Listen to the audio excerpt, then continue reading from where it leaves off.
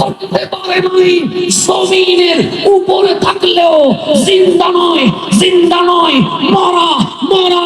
ওসিয়ে গাউসুল আজম বলে দুনিয়ার উপর মরা থাকিস না, দুনিয়ায় ইশকে রাসূলে মরে। গাউসুল আজম আব্দুল কাদের জিলানী, খাজা আজমির, গাউসুল আজম ইসফাহানি, গাউসুল জামান তাইয়্যিব শাহর মতো জিন্দা।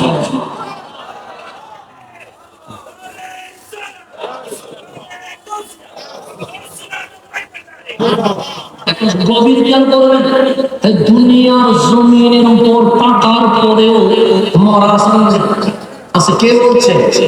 আল্লাহ বলছে ইন্নাকা লা তুসমিউল মাউতা, আপনি মরারে শোনাইতে পারবেন না। তো জমিনে হাঁটলে জিন্দা হয় না, জমিনে বসলে জিন্দা হয় না, জমিনে কোটিপতি হলে জিন্দা হয় না, জমিনে আপনার ক্ষমতা পাওয়ার থাকলে জিন্দা হয় না। যদি বেলালের মতো কলবে নবী প্রেম থাকে তাহলে ওনারে জিন্দা বলে। কি বলে? জিন্দা বলে। মরা তো বুঝলেন, নবী চিনে নাই, কি হয়ে গেছে? মরে গেছে, কলব পৌঁছে গেছে। কিন্তু এই মানবীয় মাকাম সাইয়্যিদুশ শুহাদা ইমাম হুসাইন কারবালার জমিনে গর্দান দিয়ে দিয়েছে। মাথা মুবারক বল্লমের উপর দিয়েছে, শরীর মুবারক কারবালার জমিনে রক্তে লাল হয়ে গেছে। ডাক্তার বলে হুসাইন মরে গেছে। ডাক্তার কি বলছে? হুসাইন কেন মরে গেছে?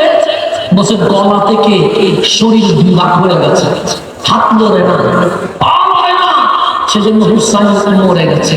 আল্লাহ বলে ডাক্তার কি বলেছিস? মরা বলেছি। কেন? মানে গর্দান বিভাগ হয়ে গেছে, বডি জমিনে পড়ে আছে, মাথা উপরে উঠে গেছে। আল্লাহ বলে লা তাকুলু লিমান ইউকতালু ফি সাবিলিল্লাহ, হাবিবের প্রেমে নিজের জান কুরবান করে দেয়। ডাক্তার নাম বলিস না, বল আহিয়া, বরং জিন্দা জিন্দা জিন্দা। হয়ে গেছে কিন্তু মালিক বলে জিন্দা, মালিক বলে জিন্দা।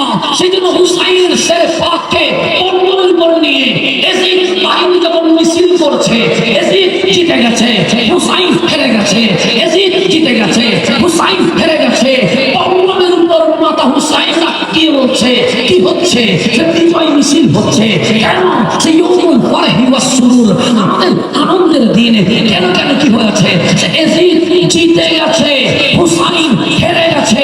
হুসাইন ডাক দিয়ে বলে যে জিতে সে কোথায় থাকে? সে উপরে থাকে। যে হারে সে কোথায় থাকে? সে নিচে থাকে। আরে মাথাটা তুলে দেখ। এজিদ মাথা তুলে দেখলো, তারা দেখা যায়। সবাই বললেন হুসাইনের মাথা দেখা যায়। হুসাইন ডাক দিয়ে বলে এজিদ, হুসাইনের গর্দান কাটার কারণে হুসাইন হেরে যায় নাই। মাথা যখন উপরে উঠে গেছে, এজিদ হেরে গেছে, হুসাইন জিতে গেছে।